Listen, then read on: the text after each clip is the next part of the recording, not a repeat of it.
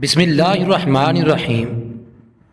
میں ایک جاننے والے کے گھر گیا تو وہاں ایک بڑا سبق آموز قصہ رونما ہوا۔ میں ان کے ڈرائنگ روم میں جا کر بیٹھا تو کچن ڈرائنگ روم کے ساتھ اٹیچ تھا، جس کی وجہ سے کچن میں ہونے والی گفتگو کو تھوڑا غور کرنے سے سنا جا سکتا تھا۔ دو خواتین گفتگو کر رہی تھیں، جس سے مجھے اندازہ ہوا کہ یہ دونوں اس گھر کی بہو ہیں۔ ان دونوں کی گفتگو نے مجھے ایک بہت بڑا سبق سکھایا۔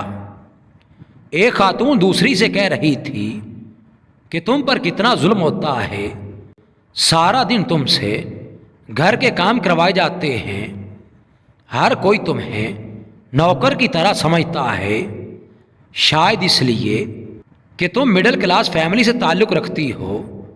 مجھے دیکھو، گھر میں سارا دن رانیوں کی طرح راج کرتی ہوں، کوئی مجھے کچھ نہیں کہتا، جس کو کام ہوتا ہے وہ تمہیں کہتا ہے۔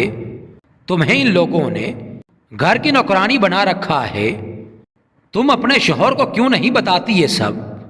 دوسری خاتون نے انتہائی خوبصورت جواب دیا۔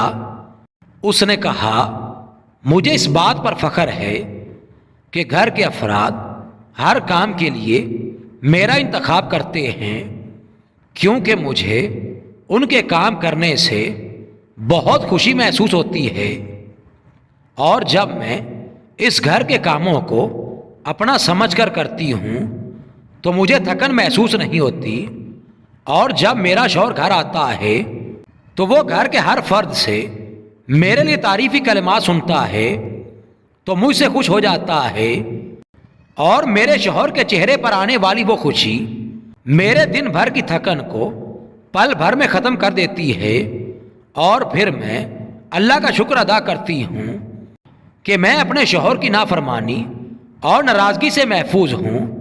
اور باقی رہی مڈل کلاس کی بات، تو اللہ تعالیٰ کے نزدیک ان کلاسز کی کوئی اہمیت نہیں، وہ اپنے بندے کو تقویٰ کی بنیاد پر پرکھتا ہے۔ اس لیے میں اپنے شوہر کی نافرمان ہو کر اپنے رب کو ناراض نہیں کرنا چاہتی، اس کے لیے چاہے مجھے کوئی بھی قربانی دینی پڑے۔ اس نیک بخت خاتون کی باتیں سنی تو مجھے یقین ہو گیا کہ لازماً اس خاتون کی تربیت کے پیچھے کسی عظیم خاتون کا ہاتھ ہے، جس نے اپنی بیٹی کو ایسے اعلیٰ اخلاق سے مزین کیا۔